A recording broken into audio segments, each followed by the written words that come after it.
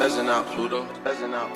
They noticing that's a whole difference. In the dark, we shining bright. Okay, you see us, you see the light. Okay, none of this came overnight. Okay, they noticing there's a whole difference. Come to us, we'll get you right. Okay, give it up. How y'all doing today? How about yourself? How you doing? Doing all right? Okay. Now, question for you. Do you believe in the Bible? Y'all believe in the Bible? No? Okay. That's all good. What about you? You said no? You do? Okay. So then, why don't you believe in the Bible? You don't know? Right. Neither are we. We read the scriptures. Everything that we read in the scripture, it comes to pass. So you believe in history, right? History, like you've seen this happen before, you've seen this happen before. So why do you believe in history?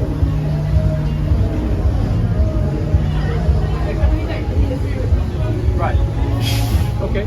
But specifically, how come you believe in history? Like you've seen things happen before, and then you understand that it's going to happen again.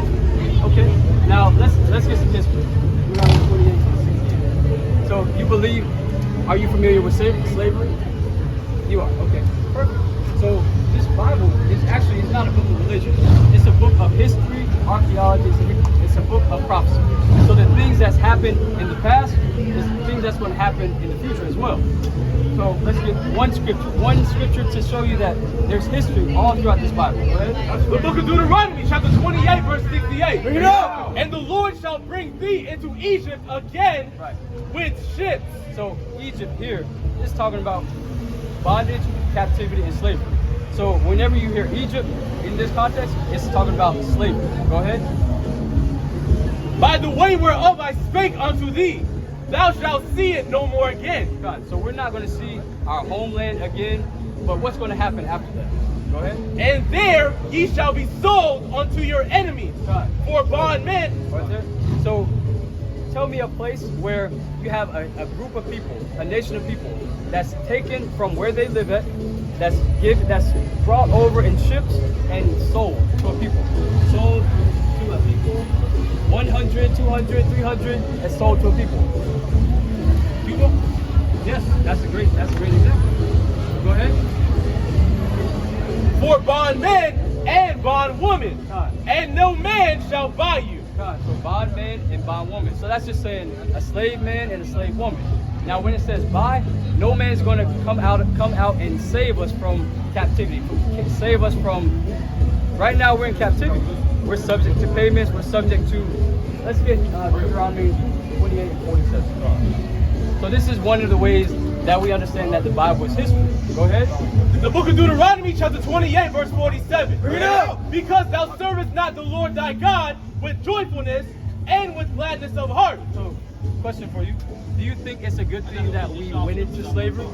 Or even that we have to experience all of these things? Right, it's not a good thing at all. Go ahead.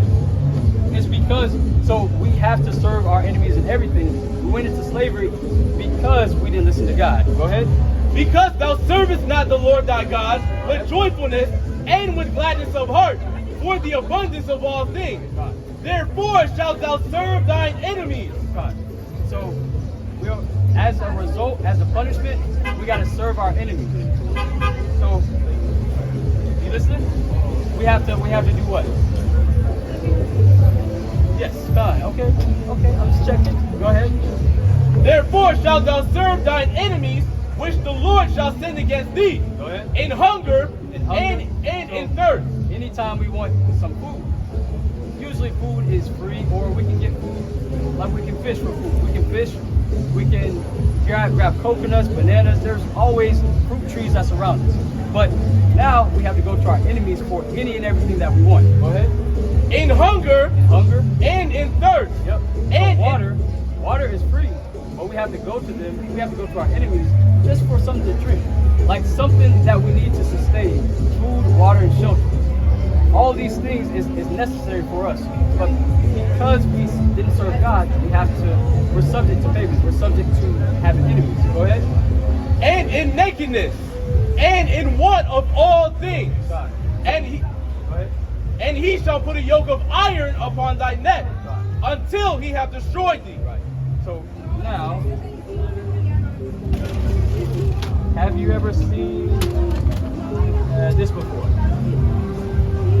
Okay. So that is a yoke of iron. That's a physical yoke of iron. So this is what we were known to wear in captivity, in slavery. Now, if you notice, a lot of us, we don't have that around us today. Why don't we have that around us today? Read that again. And he shall put a yoke of iron upon thy neck. Yep. Until he have destroyed thee. So now, if you notice, we don't have a yoke of iron. So that just means that we're mentally destroyed. So he doesn't have to control us physically.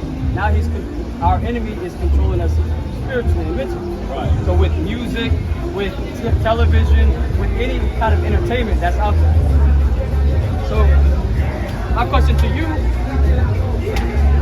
when we look at history, how do we prevent history from repeating itself?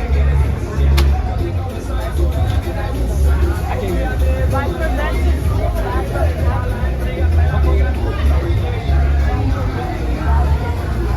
Okay, from preventing bad stuff from happening. Right. Let's get to Deuteronomy chapter 5, verse 1. So this is one of the examples of preventing bad stuff from happening. Actually, finish well. So what you said is exactly right. Now, one of the ways to prevent bad stuff from happening is keeping God's commandments, because this is our requirement. So if we keep our requirements, think about, have you ever had a job before? No? Okay. So let's say once you start working, you will have requirements on, you have to show up to work at 8 o'clock in the morning. Like school, actually. You have a requirement to show up to school at 8 o'clock in the morning. And from 8 till 2 o'clock, then, you're doing your work, you're studying and getting everything, all your education going. So from then, your requirements are fulfilled at the end of the day, once you go through that 8-hour period. But God has his own requirements for us to receive blessing. So for us to not experience this history or this history. Go ahead. The book of Deuteronomy chapter 10 and verse 12. God. And now Israel, what do the Lord thy God require of thee? God. Pause right there. What are y'all's names? Vanessa and Ariana? Alyssa and Ariana. Where's your dad from? Okay. And then your dad? Okay. So likely you would be from the tribe of Judah and you would be from the tribe of Ephraim. Right. So right here, you'll find that this is the world's best kept secret. So Sister Alyssa and names remind me one more time. Alyssa and Ariana? Okay. Alyssa and Ariana. Okay. So y'all are God's chosen people. So whenever you read these scriptures, Israel, God is talking about you. Alyssa and Ariana. So what is God saying about y'all? And now Israel, what do the Lord thy God require of thee? Go ahead. But to fear the Lord thy God. So when he says fear, he's just saying to keep his commandments. Go ahead. To walk in all his ways. So that's just saying the same thing. To keep his commandments. Go ahead. Yo, my rhymes like the book of Psalms written with a biggie flow. Life after death, I'm starting to think that I've been here before. All these colors on this Coogee sweater just like Joseph Cole. Cursing some biblical shit, I'm a walking miracle. I be prayed up cause my ops not physical. But devil get up on me, what you think I keep this pistol for? Wrestling with the flesh off the rose frame of stereo. Feeling just like Jacob with the angel.